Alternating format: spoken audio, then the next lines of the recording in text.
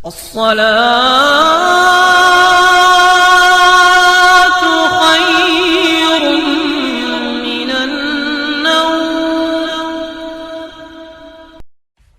Subscribe कीजिए हमारे channel को और बेल आइकन को दबाइए हमारी लेटेस्ट वीडियो सबसे पहले देखने के लिए.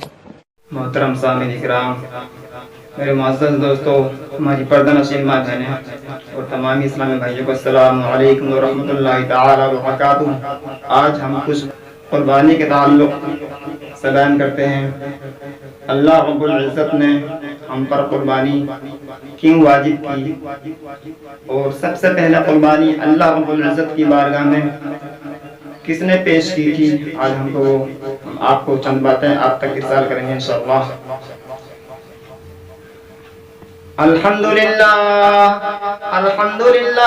रब्बिल आलमीन वल आक़िबतु लिल मुत्तक़ीन वस्सलातु वस्सलामु अला सय्यिदिल मुरसलीन. अम्मा बअद फ़अऊज़ु बिल्लाहि मिनश शैतानिर रजीम.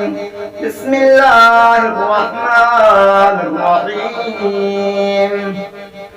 فلما بلغ معه السعي قال يا بني إني أرى في المنام أني أذبحك فانظر ماذا ترى. قال يا أبت افعل ما تؤمر ستجدني إن شاء الله من الصابرين. صدق الله العظيم وصدق رسوله النبي الأمين المتين الكريم ونحن على ذلك لمن الشاهدين والشاكرين. حضرات گرامی، ابھی میں نے خطبہ مسنونہ کے بعد قرآن شریف کی ایک مشہور و معروف آیت کریمہ کی تلاوت کا شرف حاصل کیا. حضرات، اس کے تعلق سے کچھ عرض و معروف کرنے سے پہلے بہتر سمجھتا ہوں ہم سب کے آقا نامور مدینے کے تاجدار جناب محمد مصطفیٰ صلی اللہ تعالی علیہ وسلم کی بعد حمد و شریف کا نذرانہ پیش کیجیے. اللہم صلی علی سیدنا مولانا محمد و مولانا محمد وعلی آل سیدنا مولانا محمد مبارک وسلم صلاة و سلاما علیک یا رسول اللہ صلی اللہ تعالی علیہ وسلم. حضرات، ابھی میں نے خطبہ مسنونہ کے بعد آیت کریمہ کی تلاوت کا شرف حاصل کیا. اس کا ترجمہ یہ ہے: جب وہ اس کے ساتھ کام کے قابل ہو گیا، کہا اے میرے بیٹے، خواب میں تجھ کو ذبح کر رہا ہوں. تو ان کے بیٹے نے کہا قال یا ابت افعل، اے میرے ابا جان، آپ کریں اس کام کو جس کا رب تبارک تعالی نے آپ کو حکم دیا ہے. آپ مجھے صابرین میں سے پائیں گے. ابراہیم علیہ السلام کو اللہ تبارک و تعالی نے خلیل بنایا، اور اللہ رب العزت کا خلیل وہ انسان ہے جو صرف محب الہی یعنی اللہ رب العزت کے علاوہ کسی اور سے محبت نہ کرتا ہو. تو فرشتوں نے اللہ رب العزت سے سوال کیا ہے: پروردگار عالم، ابراہیم علیہ السلام کو تو نے اپنا خلیل بنایا، اور خلیل وہ ہوتا ہے جو صرف رب تبارک تعالیٰ سے پیار محبت کرتا ہے. اللہ رب العزت کی ذات سے زیادہ کسی اور کو محبت نہیں کرتا ہے. اور ابراہیم علیہ السلام کو دنیا میں ایک بیٹا پیدا ہو چکا ہے، تو ابراہیم علیہ السلام وہ اپنے بیٹے اسماعیل علیہ السلام سے بہت زیادہ محبت کرتے ہیں. اللہ تبارک و تعالیٰ نے ابراہیم علیہ السلام کی امتحان اور آزمائش کی، اور فرشتوں کو جواب بھی دینا تھا.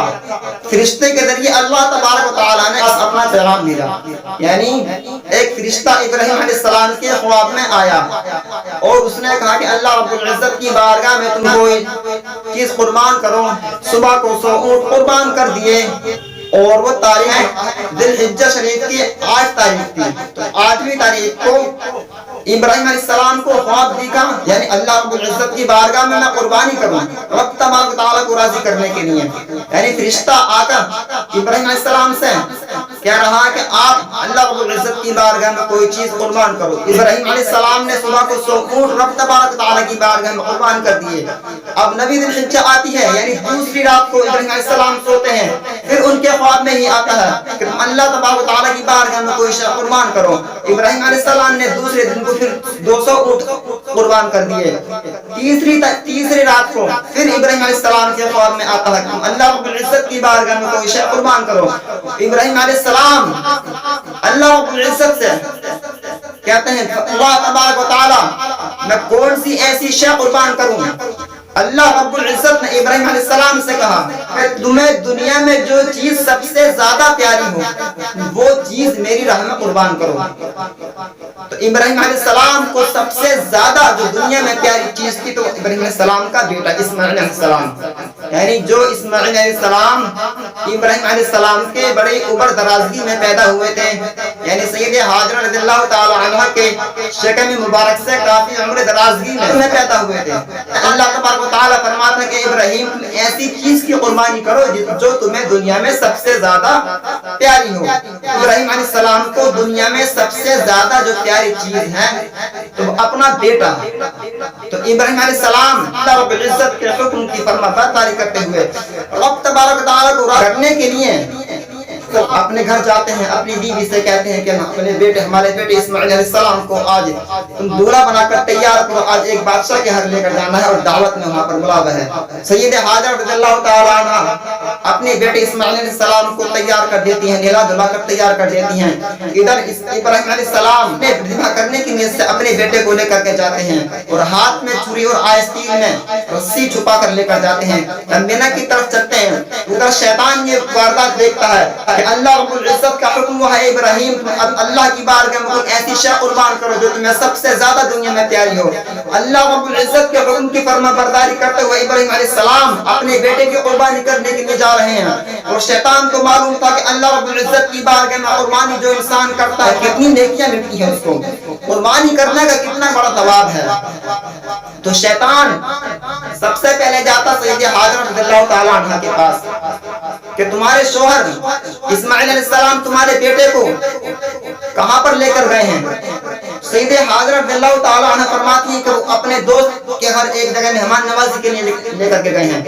تو شیطان کہتا ہے کہ کوئی مہمان نوازی کے لیے نہیں لے کر کے گئے ہیں، وہ ذبح کرنے کے لیے لے کر کے گئے ہیں۔ سید حاجرہ رضی اللہ تعالی عنہ فرماتی ہے کہ کوئی باپ اپنے بیٹے کو ذبح کر سکتا ہے؟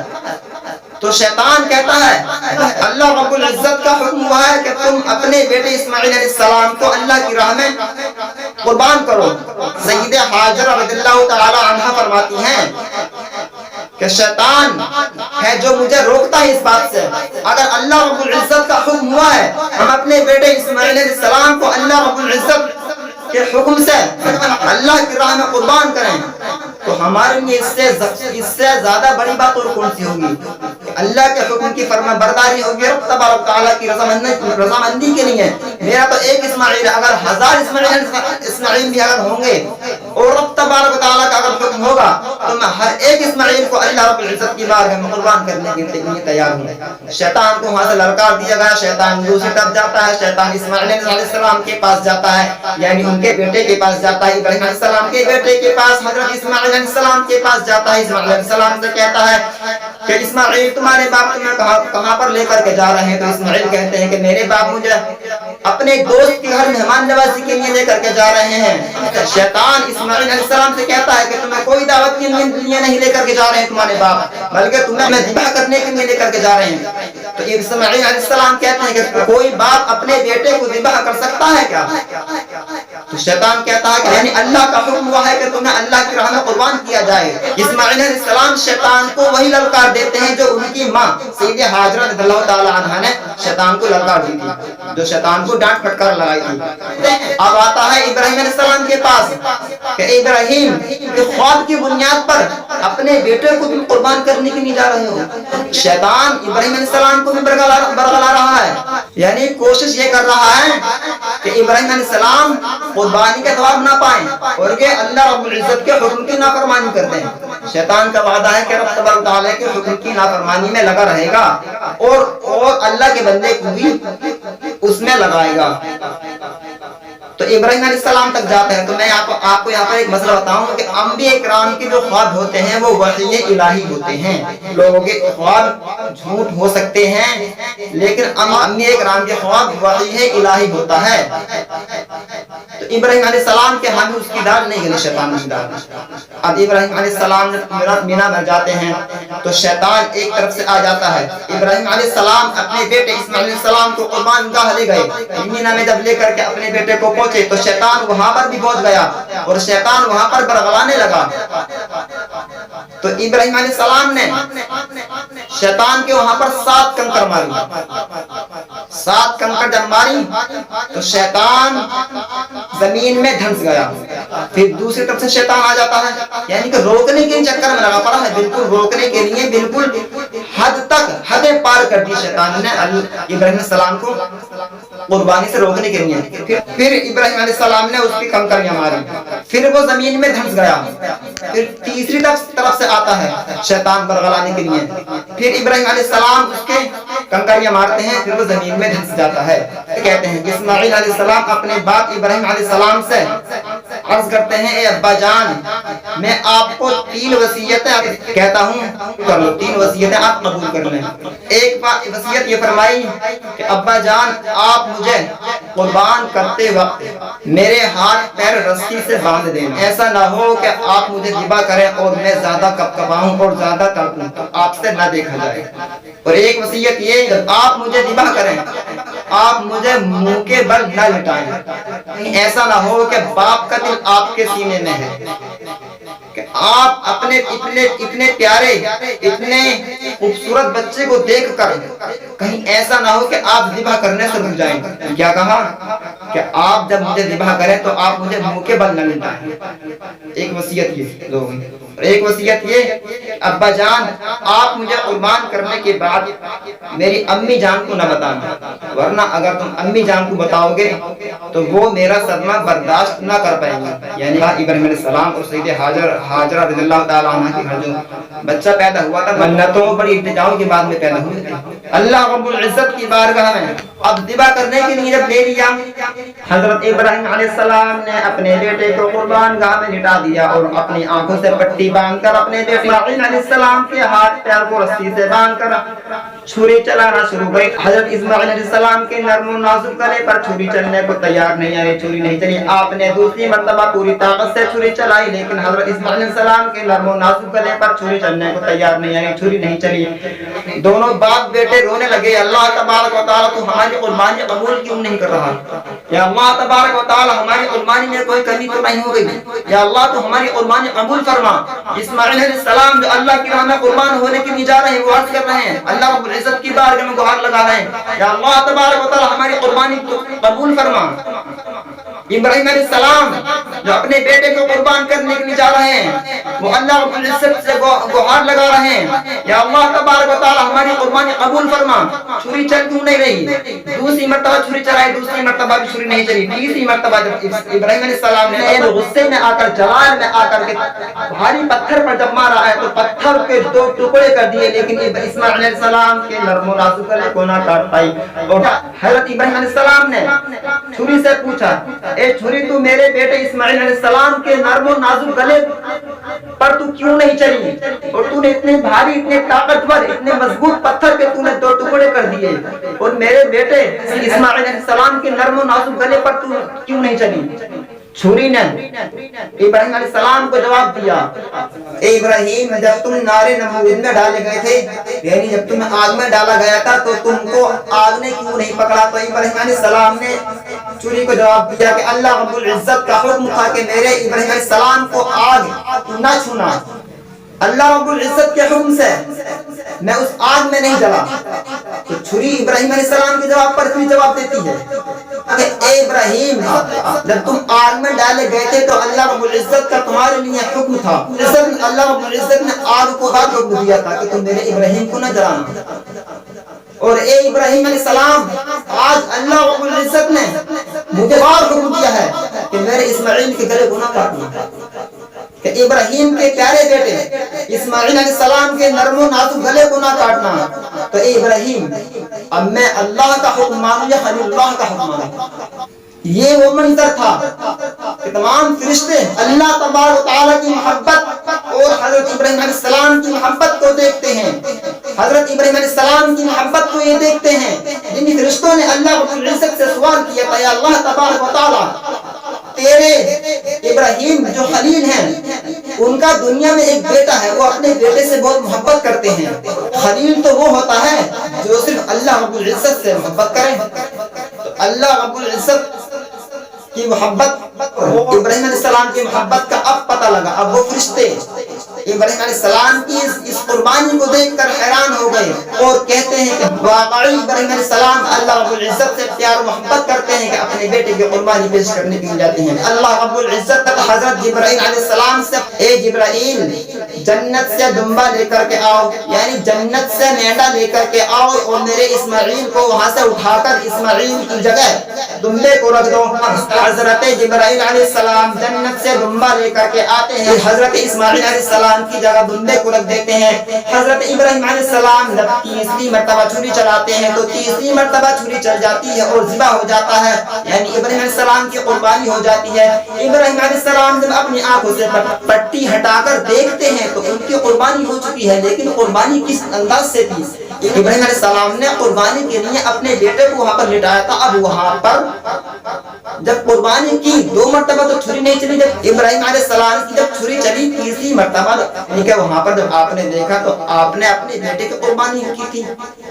2 مرتبہ چھری نہیں چلی، تیسری مرتبہ جب چھری چلی یعنی ابراہیم علیہ السلام نے وہاں پر دمبے کو ذبح ہوا دیکھا. ابراہیم علیہ السلام نے دمبے کو ذبح ہوا دیکھا اور اسماعیل علیہ السلام دوسری جگہ کھڑے ہوئے مسکرا رہے ہیں.